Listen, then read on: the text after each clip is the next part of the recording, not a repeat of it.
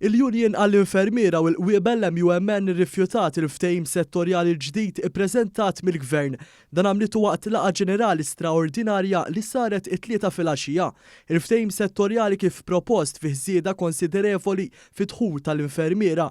Fil-fatt wastmat li mill-inqas infermier jara żieda ta' 6,000 euro fis-sena. Proposti oħra preżentati mill-Gvern huma żieda fin-nursing premiums, żieda fil-Continuous Professional Development Allowance u l-istess fil-Management and Training Allowance u l-Fixed Allowance fost oħrajn.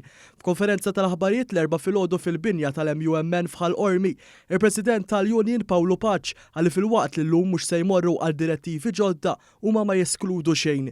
Fil-preżenza tal-ġurnalisti Paċ saħaq li wara il-laqgħa ġenerali straordinarja tal-bieraħ talbu permezz ta' ittra lill-Ministru għas-Saħħa sabiex jerġgħu jpoġġu madwar il-mejda tad-diskussjonijiet u bekk jintlaħaq ftehim dwar ftehim settorjali ġdid. Fl-istess ħin Pawlu Paċ afferma mill-ġdid li l-Union mhux se taċċetta li tmur għal proċess ta' konċiljazzjoni kif ippropona l-Gvern. Għal aktar minn darba l-Gvern insista li l-Union għall-Infermiera u l-Qwiebel tpoġġi madwar mejda l-konċiljazzjoni biex il-pazjenti jingħataw kull kura li tistħoq ilhom wara li l-Gvern stess offra żidiet sinifikanti fi ftehim kollettiv ġdid. Intant waqt konferenza tal-aħbarijiet għal mistoqsija lil Paul Paċ dwar jekk ġiet imserħa ras il-membri li attendew il-laqgħa tal-bieraħ rigward allegazzjonijiet serji dwaru marbuta ma' abbuż fuq ix-xogħol, wieġeb minfloku s-Segretarju Ġenerali tal-Union u qal li ma kienx hemm bżonn li jispjegaw lill-membri dwar dan u li l-Union tinsab tranquilla tistenna dak li se joħroġ mill-investigazzjoni.